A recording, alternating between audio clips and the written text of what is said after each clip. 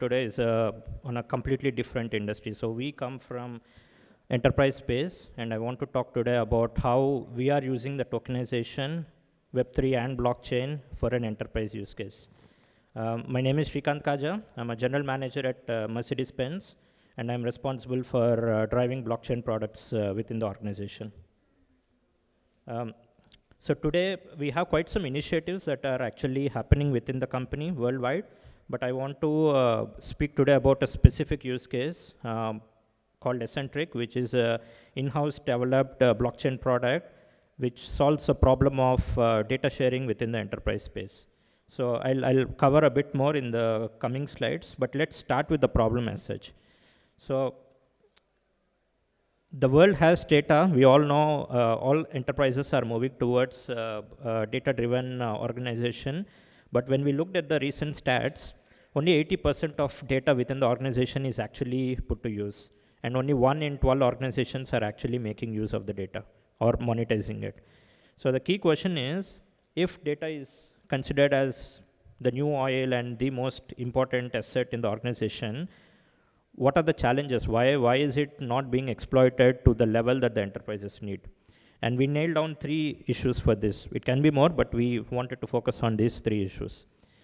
The first one is unable to connect to deeper data sources. So large corporates, including ours, we have a certain data value chain. We have different tools that how we can actually, make the data flow right from data discovery all the way until data sharing and monetization.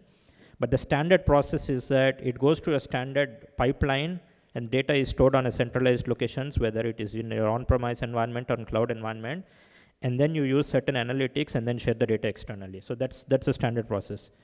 But what we also observed was, we sell cars, and cars emit a lot of data, and we have production plants, we have manufacturing plants all over the world, and all of these are data sources.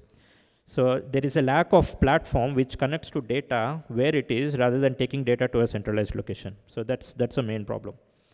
The second one is the data privacy concerns. If you also look into the European space where we have our headquarters in, data privacy is becoming more and more important because of the GDPR regulations. So the key question is, how can we enable data owners to share data but keep control over the data? The third one is a cross-border data transfer. I think data makes sense when you don't set limits to it, when you actually share externally, not within the geographical region but also beyond. But it becomes increasingly challenging because every country, every region has a separate jurisdiction, and you have to abide by that. So to solve these problems, we developed Eccentric. It's a blockchain-based decentralized data marketplace solution which offers decentralized data exchange. So what I mean by that is, we bring together enterprises to share data, but we do not store data. So we only connect through something called a distributed architecture. So today we have Mercedes-Benz and some other company B. So all that they have to do is set up the infrastructure on their side and connect to Eccentric to facilitate data exchange. To add on to that, we also have something called compute to data, which is a privacy preserving compute. In simple terms, I have sensitive data within my organization, but I also see this data is very valuable to the industry. So this is where compute to data comes in, where I will let someone to run analytics on top of my data under my control in my chosen environment, but I will not send the data to a centralized location. So in a way, it is kind of edge computing. The third one is the interesting one where we are using blockchain. So we often get a lot of questions on why blockchain. To answer that, there are 3 main areas why we are using blockchain. The first one is the business logic itself is actually written in the smart contract, which includes the payment mechanism from wallet to wallet. The second one is a tokenization layer. So we have seen tokenization on the gaming industry, but here we are using tokenization for data access and ownership of data. So we are using the ERC20 and 721 standards. And the third one is the transactions are recorded on the blockchain. So when you have enterprises who are actually performing transactions, it's not stored on a centralized database, but it is stored on blockchain. So either party can verify the transactions without depending on a third party entity. So getting a bit into the features, what you see in this slide is on the left side, you see the distributed architecture. So Accentric is like a global data marketplace. Multiple companies can be part of the ecosystem by connecting their edge node, facilitating data transfer. So you can imagine 100 companies, 100 different edge nodes connected to Accentric, facilitating the data exchange. What you see on the right side is actually the flow from the consumer all the way until the analytics. But the key important thing to note here is the computation is happening on the data provider's chosen environment. So the data remains under the ownership of, under the control of the data owner. And when we have a data product from Mercedes-Benz in Germany and a data analyst from Singapore wants to make use of the data, so all that they do is they send their algorithm, computation happens in Germany, and they only get output file. So in this case, the data is not leaving Germany, aligning with the local regulations. So the building blocks of Accentric, we have, let me start with the bottom layer. We have the blockchain networks. So it is agnostic. It can run on any blockchain. We started with Polygon POS as the first chain. We are also looking into other chains. Then we have the blockchain components, which is the tokenization, the metadata store, and all that. It is also important to know that the actual data is not stored on the blockchain. It is only the transaction info and the metadata. The third one is the tech stack, third from the bottom, where we use Ocean Protocol, which is an open source data marketplace code. So we built our technology on top of it. So you see multiple tech stack components here. A layer above is where we have the features, our web portal, our marketplace, all the decentralized applications that are developed. And the last one is an enterprise-centric process. So just because the platform provides you an opportunity to share data, it doesn't mean that anyone who has a data can share. So there's a stringent enterprise onboarding process that we have, wallet screening, KYB, and all that before someone has a role to share the data. So we are strictly B2B right now. So our core features, distributed architecture, multiple companies can connect to the data marketplace. We have compute-to-data, which is a privacy-preserving compute, which is edge computing enabled. We use tokenization for data ownership and for data access. And last but not the least is the fine-grained permissions. So we built a decentralized application on blockchain, but we made sure that it is aligning to the enterprise standards, which is why we have this fine-grained permission. So there's two levels of protection.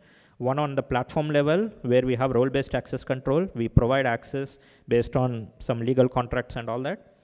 And the second one is at the data product level. When you publish a data product, you as a data owner can also confirm who can access your data, who cannot access your data using the fine-grained permissions. So this is where you can actually allow, deny based on the wallet, and only they will have access to that. So Accentric as an orchestrator, as I mentioned, we do not store data, we just orchestrate the whole process. You can see the flow from being a consumer all the way until how do they actually get the data, where does the computation happen. So this entire flow is actually orchestrated by Accentric, including the payment mechanism. So right now when you publish a data product, you can set the price in USDC, stable coin, for obvious reasons, because you don't want to have volatility when you're using crypto. So the consumer need to have those USDC tokens, and during the process of consuming, the tokens are also transferred directly from the consumer to the data owner wallet. So talking a bit about the business context, it's not just about data sharing. At the end, there has to be some business aspect behind that. And this is where we have one use case, which is a cross-industry use case for data sharing. And this is from the supply chain mobility domain. So if you take this example, it's mostly on how do I actually, streamline the scheduling, optimal planning of route and all that. And for every such use case, there will be a need for data points, as you can see here.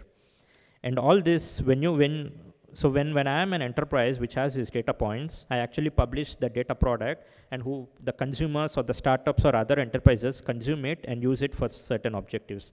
And overall, it becomes part of the economy for that particular domain. So likewise, you can imagine either within the company data transfer or across the company data transfer or cross-industry data exchange contributing to the overall data economy.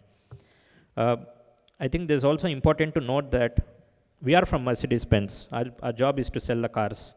And we developed the blockchain-based Accentric, and this is not just for mobility. So we look at it more from a horizontal technology that can cater to multiple domains. So it is B2B.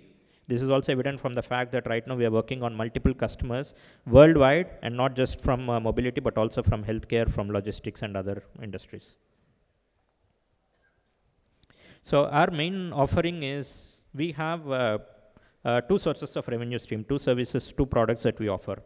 One is a global data marketplace, which is ready to use global data marketplace, and this is for those enterprises who have a use case, specific use case in mind, specific data point, specific data product, and they have consumers who wants to make use of this use case.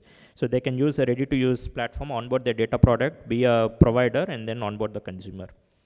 But if there are enterprises, and this is where we are getting more interest, where they say, I have a broader vision of data exchange, not just on a use case by use case, but overall vision for the industry, and I want to control the participants, my marketplace. So I want a dedicated marketplace. So that is where we also offer the custom deployment. So we are seeing interest from healthcare, from also government agencies, where they want to build a marketplace, but they also want to control who can actually be, the participants within the marketplace. So it started more like an experiment from our top management. In fact, it was started by our group CTO in 2020, where we were just experimenting on the POC. And 2021 was a time where we decided that, let's take this forward. So we went live with beta version, experimented with some of the enterprises, did some sandboxing, the use case simulation and all that. And last year we went live with the enterprise version, and officially we went live, and then we started onboarding different corporates. And the roadmap ahead is that we want to have this more like for faster scaling and for faster market entries globally, we want to carve out as a separate entity, with Mercedes-Benz being the lead investor. So that's a direction that we are moving forward. For those who are also aware about Gaia X that is happening in Europe, so we also participated in the hackathon, and we are also trying to project ourselves as enterprise-grade data marketplace in the ecosystem there. And we are also, we will also be conducting hackathons, because it's not just the marketplace, but it is also about how can you build decentralized applications on top of marketplace, utilizing the data that is coming, everything in Web3. So last slide is, there's been a lot of emphasis. I think we know that data-driven decision making has been a norm in majority of the enterprises.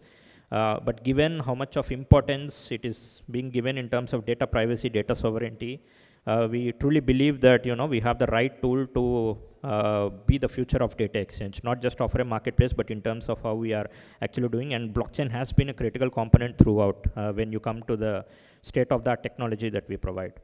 And so if you are part of an enterprise, or if you can think of any enterprise who can actually make use of this, please reach out to us. So we have a dedicated page in LinkedIn. You can just search for Essentric, or you could also connect with me in LinkedIn, and then we are happy to have a conversation with you. Yeah, thank you very much.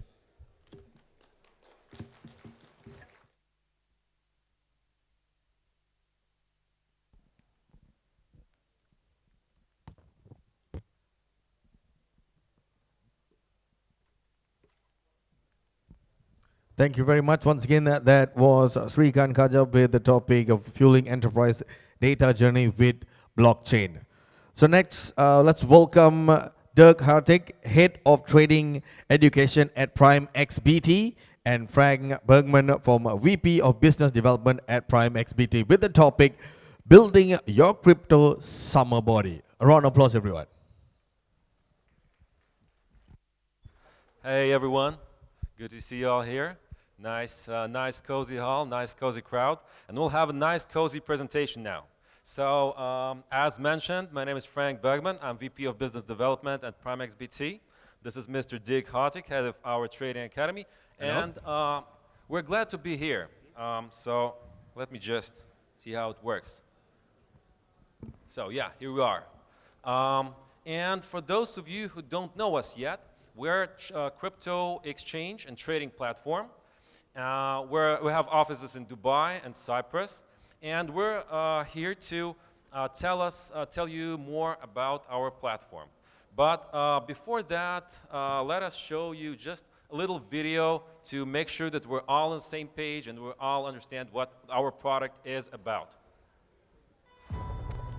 Welcome to Prime XBT, the most powerful trading platform. offering immediate access to more than 30 assets. Trade cryptocurrencies, forex, stock indices, and much more. All from a single Bitcoin-based account. Easily multiply profits by trading with a 1 to 100 leverage. A $100 deposit gives a trader as much as $10,000 in capital. Earn from both growing and falling markets. Leave no profit opportunity behind.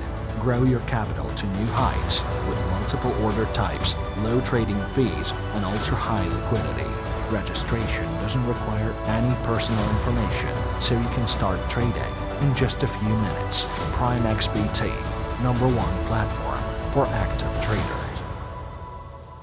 Yeah, so as you might notice, we got margin trading with leverage, and unlike many other platforms on the market, we got leverage X200 for Bitcoin and X1000 for Forex. Also, we got Forex commodities and indices apart from crypto trading on our platform. And we got some tight spreads and many other awesome features. And what we got for you today is a concept that we called building your crypto summer body. And actually, as I can see on the faces of some of you in the hall, like, what are these hipsters talking about? Oh, well, let me tell you what is this all about. So, first of all, you know that there are some beautiful places around the world which are blessed with eternal summer, like literally all over the year. But actually like amazing Singapore, right? Our amazing host. However, some places around the world are not blessed with this beautiful weather, like Europe, where we come from. Just try to imagine winter in Scandinavia, or Baltics, or Germany. I mean, it's raining and snowing all over the place. And here's a little footage of how it really looks.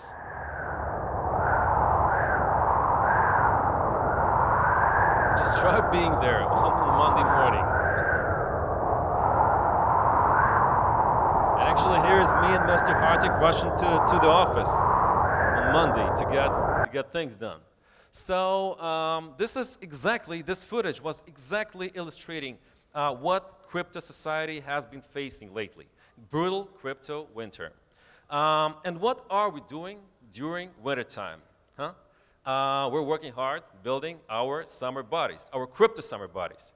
And we got an awesome workout program for your crypto summer body, for your crypto portfolio. And what we got on this workout program here, we got copy trading for new ones to the crypto thing. We got leverage trading for the advances. We also got Forex trading to make sure that you stay strong in your fit during this bear market, to make sure that you're fine and your crypto portfolio is also fine. And besides that, and maybe the last not the least, and maybe even the most important, is Trading Academy, to make sure that you don't get injured, that your crypto portfolio doesn't get losses during this bear market. And Dirk, could you tell us more about this training program? My pleasure. Hi everybody, my name is Dirk Hartig. I'm head of trading education at Prime XBT. I'm also a full-time professional trader, have been so for 25 years. And part of this routine we are trying to get you, actually the first part of this program, I think the guys watching right now will like very much, because it's all about the biceps. You know, we guys in the gym, we always like to train our biceps to look pumped. So this is what we are doing with copy training. Maybe some of you, probably actually most of you, are in a position where you don't have really time to, like me, sit in front of charts and multiple monitors every day, watching charts, waiting for trading opportunities because you have a job. Maybe something 9 to 5, probably most of you even longer. When you come then home at night, you have to maybe take care of your family, maybe you just also don't have the energy anymore to do trading yourself. Or maybe you just don't want to go down that rabbit hole. For that, we offer copy trading. So we have very successful traders on our platform that are so generous in sharing their trading strategy. So you can follow those traders. Every time they close a profitable trade, you will close a profitable trade. Their incentive then being, of course, that they get a little bit of the profit they made for you as an incentive. Well, otherwise nobody would be doing this, obviously. Second one is maybe then one day you say, you know what, copy trading is nice, but I want to do this myself. I want to go down the rabbit hole. I want to learn how to trade. And for that, we have a very powerful tool in stock, which is called leverage. Now, with leverage, you can actually, for example, take 500 US dollars and trade a portfolio of 100,000 US dollars with it. So you can use a little bit of money to move a lot of money. However, like in training, it's a two-sided edge. If you go to the gym for the first day, you probably also don't want to try to lift like a 200 kilogram weight or something like this. What will happen? You will hurt yourself. Might get injured, right? Yeah, you will definitely get injured, and then that's it with your career as an athlete or bodybuilder. And this is exactly the case with leverage. Just because there is a leverage of, for example, 1 to 200, doesn't automatically mean that you should use it always. I always like to say leverage is a risk management tool. Yeah, we don't want to treat trading like gambling. This is not a casino. This is not gambling where we bet on black or red when we play roulette. Every trading decision is a business decision you have to make. And you have to use leverage as your risk management tool for that. Next, Forex. Forex trading and other indices and other asset classes out there. To my surprise, when I first started teaching about trading and I was talking to cryptocurrency trader beginners, they usually like to focus very much on cryptocurrencies only. But what they don't see is the bigger picture, that actually cryptocurrencies are influenced by other asset classes. If you want to do yourself a favor, for example, take a chart of Bitcoin and do an overlay with a chart of the S&P 500. And what you'll see is that especially in a bear market, Bitcoin likes to copy everything that the S&P 500 does. Why? Because they are both so-called risk-on assets, meaning they appreciate when investors are looking for more reward, bought by more risk, obviously. And one of my most successful trades in 2022 was actually shorting euro-dollar. Why did I do this? Because the interest rates in the United States were much higher than in the Eurozone. So for this trade, I got interest rate always. On top of that, the direction of the trade was also very good. And you could have very easily actually copied this by just exchanging your cash euro position that you might have into an US dollar position. This is also a trade. And this has a lot of opportunity. If you used that with leverage, actually you could have earned a fortune with a trade like this. So don't just concentrate on cryptocurrency trading. Have a look also what is going on in Forex, what is going on with indices like the S&P 500, what is going on with commodities such as copper, natural gas, and so on. All these assets you can trade with Prime XBT. It's really a one-stop solution. But everything that we mentioned above doesn't mean nothing if you don't know how to use it properly, how to make it the way to benefit and not to lose. And that's why Prime XBT has launched a trading academy, which is our investment in the community, our gift to the community, because it's absolutely free. Anyone can join Dirk's course and learn how to trade it properly. And actually, a trainer, not only in the gym, but also in a crypto space, it's crucial. It's maybe one of the main things. And what we got is a world-class coach with 25 years experience, Mr. Hartig, who could train you well to make sure that you do fine. Dirk, could you tell us more about Trading Academy? Sure. Maybe let me start by this. I think if you look at sport athletes, the main difference between a very good amateur athlete, let's say a golfer or tennis player or something like this, and one that can really play at a level where you can compete with, let's say, top 50 in the world, is usually that the top players, the top athletes, they have coaches. And they have coaches that are able to help them in areas where they might not be yet in the top league, or if they are really great coaches, they'll help them to improve even further to a world-class level in areas where they are already good. Like me being German, for example, back then in the 80s, Boris Becker, maybe you guys know that guy, still world-class tennis player. He was like very famous for his serving. Would just smash the balls around and with nobody really being able to return this. And it's the same in trading.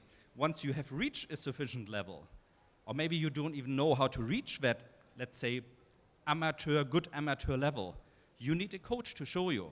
And the nice thing nowadays, in my opinion, is it's different than from when I started 25 years ago. You didn't have something like this. I myself, I had to fall into all those traps that linger out there when you start trading, primarily being that you multiple times blow your account and lose everything until you start learning. This is not necessary nowadays anymore if you are able and if you are willing to listen to somebody who has been through all of this. So this is what we are trying to do with the Trading Academy, to help you on your first steps with trading to reach a level where you can consistently become profitable. The Academy is accessible on YouTube, so if you want, guys, check it out. And I have to say that, of course, leave me a like and subscribe to the channel. And yeah, Frank? Yeah, thanks for explaining, Dirk. And before we end this speech, we'd like to tell you about the last thing about our platform. So for you guys to have a trial on our platform, you can just use this QR code now. And if you get registered now and apply one of those promo codes, you get a deposit bonus or a fee discount. And actually, if anyone want to get registered now, and if like we'll have 5 or 10 people, you can approach us at our Prime XBT booth over there, and we'll give you extra 50 bucks funded account, funded promo code, just for you to trial the platform, not for your money, but from our budget. I think it would be fair. So if anyone have any questions, you're very welcome. Otherwise, we'll just stand here for 7 minutes, 30 seconds. All right. Anybody? All right. Thank you, guys. You're Thanks an a lot. awesome crowd. See you at the booth. Bye-bye. Bye-bye. Cheers.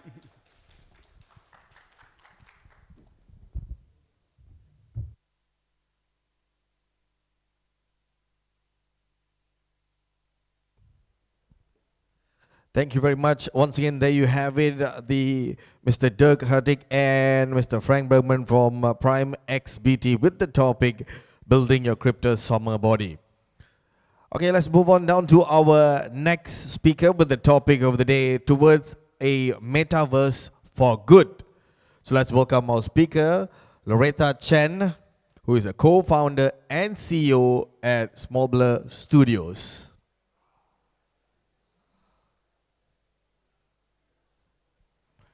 Looks like she's not here yet, so we will take a 5 minutes break while we wait for her to join us.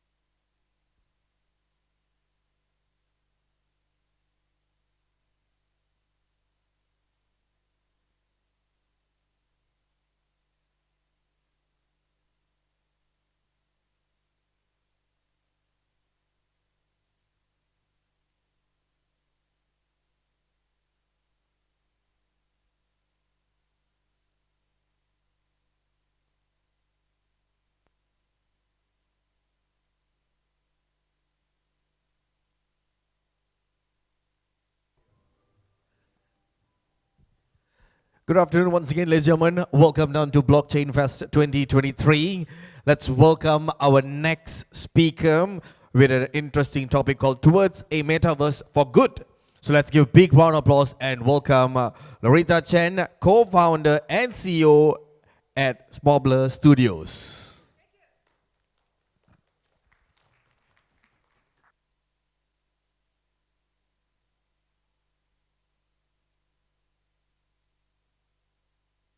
Thank you very much. If you folks want to move on forward, that'll be great. I'm not going to bite yet. If you want to move on forward, that'll be great. Ladies and gentlemen, if you want to move on forward, I think it feels a little bit better. No? Yes? Well, thank you all so much for having me. This is wonderful to be here. I think we have 20 minutes, so I think we're a little bit early as well.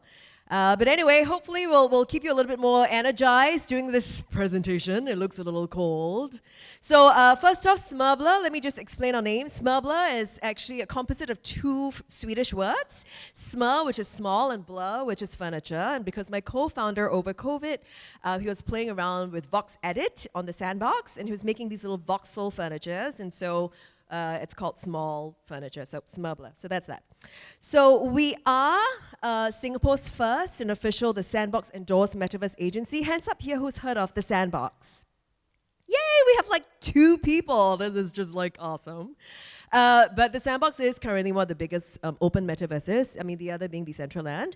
But of course, Sandbox is actually not yet officially opened. And even having said that, we are the first investee studio in Singapore, but we don't just build on the Sandbox metaverse. We build across all metaverses, whether it is Decentraland or we also build in virtual worlds. We can also build on Unreal engines for our bigger clients. Anyway, so we are really focused on integrating Web3 digital applications, really linking the mortal and the metaverse world, as well as co-creating a diverse ecosystem. And we also have a training academy. So we started out in Hawaii, because that's where I'm based. We started out in the USA, and my co-founder is in Canada. And we now are headquartered in Singapore. We've also expanded operations into Japan, Indonesia, Brazil, and Africa. So most of our clients tend to be Web 2 brands or legacy brands. So we've brought DBS. We also have clients like StarHub, M1, Temasek, Straits Times. So largely legacy brands that some of you will know. One of the things that we categorically did for ourselves at Smubbler is we didn't quite go for the hype brands. We literally went for legacy Web 2 brands and brought them into the space, which has kind of served us well during a bear market, I think.